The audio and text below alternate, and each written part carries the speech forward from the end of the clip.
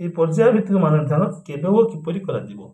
ପ୍ରାରମ୍ଭିକ ମାନ ନିର୍ଦ୍ଧାରଣ ଚଳିତ ବର୍ଷ ସେପ୍ଟେମ୍ବର ମାସ 23 ରୁ 25 ତାରିଖ ମଧ୍ୟରେ ସମସ୍ତ ବିଦ୍ୟାଳୟରେ ନିର୍ଦ୍ଧାରିତ ଶ୍ରେଣୀରେ ପଢ଼ାଉଥିବା ଶିକ୍ଷକ ଶିକ୍ଷୟିତ୍ରୀ ଦ୍ୱାରା କରାଯିବ। ଏହି ମାନ ନିର୍ଦ୍ଧାରଣ ପ୍ରଥମରୁ ତୃତୀୟ ଶ୍ରେଣୀ ପିଲାମାନଙ୍କର ଶୈକ୍ଷିକ ସ୍ଥିତି ଜାଣିବା ପାଇଁ କରାଯିବ।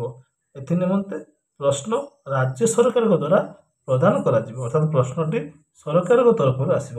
এটা କିପରି କରାଯିବ ଦେଖିବା। ଭାଷା ଓ ଗଣିତ ପ୍ରଶ୍ନରେ ମୌଖିକ ଓ ଲିଖିତ ଦୁଇ ପ୍ରକାର କାର୍ଯ୍ୟ ରହିଛି।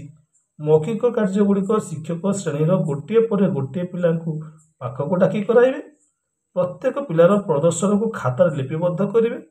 ଲିଖିତ କାର୍ଯ୍ୟ ପାଇଁ ଶିକ୍ଷକ ପ୍ରଶ୍ନ ଚିତ୍ର ଗୁଡ଼ିକ କଳାପଟାରେ ଲେଖି ବା ଆଙ୍କି ପିଲାମାନଙ୍କୁ ନିଜ ଖାତାରେ ଉତ୍ତର ଲେଖିବାକୁ କହିବେ।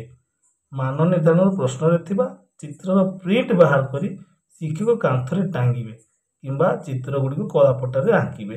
ଏମିତି କାର୍ଯ୍ୟ ଶିକ୍ଷକ କରିବାକୁ ପଡ଼ିବ। ପ୍ରତ୍ୟେକ ପିଲାର ମାନ ନିର୍ଦ୍ଧାରଣ ତଥ୍ୟକୁ ଲିପିବଦ୍ଧ କରିବା ପାଇଁ ଏକ ଆପ୍ଲିକେସନ ପ୍ରସ୍ତୁତ କରାଯାଇଛି। ଶିକ୍ଷକ ପିଲାର ମାନ ନିର୍ଦ୍ଧାରଣ କରି ଆପ୍ରେ ପିଲାର ମାନ ନିର୍ଦ୍ଧାରଣ ତଥ୍ୟ ଅପଲୋଡ଼ କରିବେ। ଆପ୍ରେ ମାନ ନିର୍ଦ୍ଧାରଣ ତଥ୍ୟକୁ କିପରି ପୂରଣ କରାଯିବ ଏହି ବିଷୟକୁ ନେଇ ଶିକ୍ଷକଙ୍କ ସହ ପ୍ରଶିକ୍ଷଣର ଆୟୋଜନ କରାଯିବ, ଅର୍ଥାତ୍ ଏ ବିଷୟରେ ଶିକ୍ଷା ଦିଆଯିବ। ଏବେ ଆସନ୍ତୁ ପ୍ରଶ୍ନପତ୍ର ସମ୍ବନ୍ଧରେ କେତେ ଗୁରୁତ୍ୱପୂର୍ଣ୍ଣ କଥା ଜାଣିବା। ଭାଷା ପ୍ରଶ୍ନପତ୍ର କ'ଣ ହେବ ନା, ପ୍ରଥମ ଦ୍ୱିତୀୟ ଶ୍ରେଣୀର ପିଲାମାନେ ମୌଖିକ ପ୍ରଶ୍ନର ଉତ୍ତର ମାନକ ବା ନିଜ ମାତୃଭାଷାରେ ଦେଇପାରନ୍ତି। ଏସବୁ ଜିନିଷକୁ ଭଲ ଭାବରେ ମନେ ରଖନ୍ତୁ। ତୃତୀୟ ଶ୍ରେଣୀର ପିଲାମାନେ ମୌଖିକ ପ୍ରଶ୍ନର ଉତ୍ତର ମାନକ ଭାଷାରେ ଦେବେ। ତାପରେ ଦେଖନ୍ତୁ, ପ୍ରଥମ ଶ୍ରେଣୀର ପ୍ରଶ୍ନ ନମ୍ବର 6ରେ ଠିକ୍ ପଢ଼ାଯାଇଥିବା ପ୍ରତି ଅକ୍ଷର ଓ ମାତ୍ରା ପାଇଁ 0.5 ନମ୍ବର ଦିଆଯିବ।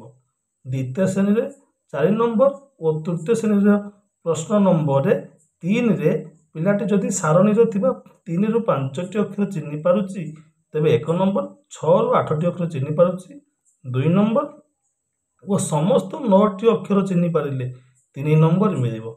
କେମିତି ନମ୍ବର ଦିଆଯିବ ଏଇଟା ଆମେ ଜାଣିଲେ।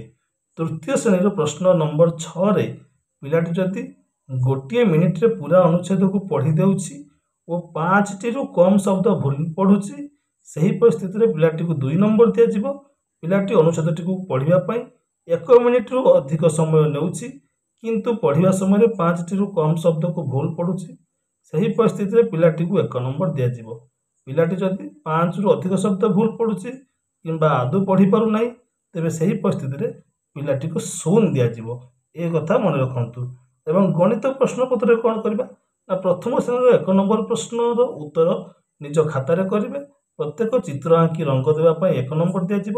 ଦ୍ୱିତୀୟ ଶ୍ରେଣୀର 5 ନମ୍ବର ଓ ତୃତୀୟ ଶ୍ରେଣୀର 6 ନମ୍ବର ପ୍ରଶ୍ନର ପ୍ରତ୍ୟେକ ଠିକ୍ ଉତ୍ତର ପାଇଁ 0.5 ନମ୍ବର ଦିଆଯିବ ଓ ତୃତୀୟ ଶ୍ରେଣୀର 7 ନମ୍ବର ପ୍ରଶ୍ନର ପ୍ରତ୍ୟେକ ଠିକ୍ ଉତ୍ତର ପାଇଁ 0.5 ନମ୍ବର ଦିଆଯିବ। ଏବେ ଆସନ୍ତୁ ମାନ ନିର୍ଦ୍ଧାରଣ ପରିଚାଳନାର ଦାୟିତ୍ୱ କାହା ଉପରେ। ଦେଖନ୍ତୁ, ବିଭାଗ ସ୍ତର ଅଛି, ରାଜ୍ୟ ସ୍ତର ଦାୟିତ୍ୱ ଅଛି ମାନ ନିର୍ଦ୍ଧାରଣ ପାଇଁ ପ୍ରଶ୍ନ ପ୍ରସ୍ତୁତ କରିବେ। ଏଇଟା ଆମର ବିଶେଷ ଜାଣିବା ଦରକାର ନାହିଁ। ରାଜ୍ୟ ସ୍ତରକୁ କାର୍ଯ୍ୟ ସେଟା ରାଜ୍ୟ ବୁଝିବେ, ଜିଲ୍ଲା ଅଧିକାରୀ ସ୍ତର ତାଙ୍କର ଜିଲ୍ଲା ବୁଝିବେ। ଏବେ ଆମେ ଜାଣିବା ଆମର ବ୍ଲକ ଅଧିକାରୀ, ସେ ହେଉଛି ମାନ ନିର୍ଦ୍ଧାରଣ ପ୍ରଶ୍ନ ଚିଠି ଆପ୍ଲିକେସନ ବିଦ୍ୟାଳୟ ସ୍ତରରେ ପହଞ୍ଚାଇବା କାମ ତାଙ୍କର। ସେ ଆସି ଆମମାନଙ୍କୁ ସହାୟତା କରିବେ। ଆମେ ଜାଣିବା ପରେ ପ୍ରଧାନ ଶିକ୍ଷକ କ'ଣ କରୁଛନ୍ତି। ପ୍ରଧାନ ଶିକ୍ଷକ କ'ଣ ପର୍ଯ୍ୟାୟ ଭିତ୍ତିକ ମାନ ନିର୍ଦ୍ଧାରଣକୁ ସୁଚାରୁ ରୂପେ କରିବା, ସମସ୍ତ ମାନ ନିର୍ଦ୍ଧାରଣ ସମ୍ବନ୍ଧୀୟ ତଥ୍ୟ ଆପ୍ରେ ସେ ପୂରଣ କରିବେ। ଏଇଟା ପ୍ରଧାନ ଶିକ୍ଷକ କାମ। ଶିକ୍ଷକ କାମ କ'ଣ, ଭୟମୁକ୍ତ ଆନନ୍ଦଦାୟୀ ପରିବେଶରେ ସମସ୍ତ ଶ୍ରେଣୀର ମାନ ନିର୍ଦ୍ଧାରଣ କାର୍ଯ୍ୟ କରିବା। ବିଭିନ୍ନ ଦକ୍ଷତାକୁ ନେଇ ଶିକ୍ଷାର୍ଥୀଙ୍କର ଶୈକ୍ଷିକ ଉପଲବ୍ଧିକୁ ଶିକ୍ଷଣ ସୋପାନ ରେଜିଷ୍ଟରରେ ଲେଖିବା ଓ ପରେ ଏହି ତଥ୍ୟ ଗୁଡ଼ିକ ଆପ୍ରେ ପୂରଣ କରିବା। ବର୍ତ୍ତମାନ ମାନ ନିର୍ଦ୍ଧାରଣ ତଥ୍ୟର ସମୀକ୍ଷା ଓ ଆଲୋଚନା। ମାନ ନିର୍ଦ୍ଧାରଣ ତଥ୍ୟକୁ ଆଧାର କରି କ୍ଲଷ୍ଟର ସ୍ତରରେ ବୈଠକ ଆଲୋଚନା କରାଯିବ।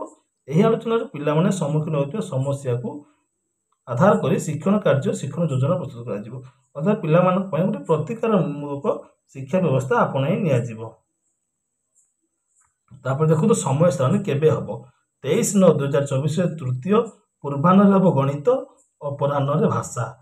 24/9/2024ରେ ଦ୍ୱିତୀୟ ଶ୍ରେଣୀରେ ହେବ ପୂର୍ବାହ୍ନରେ ଗଣିତ ଭାଷା ଏବଂ 25ରେ ମଧ୍ୟ ପ୍ରଥମ ଶ୍ରେଣୀରେ ପୂର୍ବାହ୍ନ ଗଣିତ ଓ ଅପରାହ୍ନ ଭାଷା। ଧନ୍ୟବାଦ।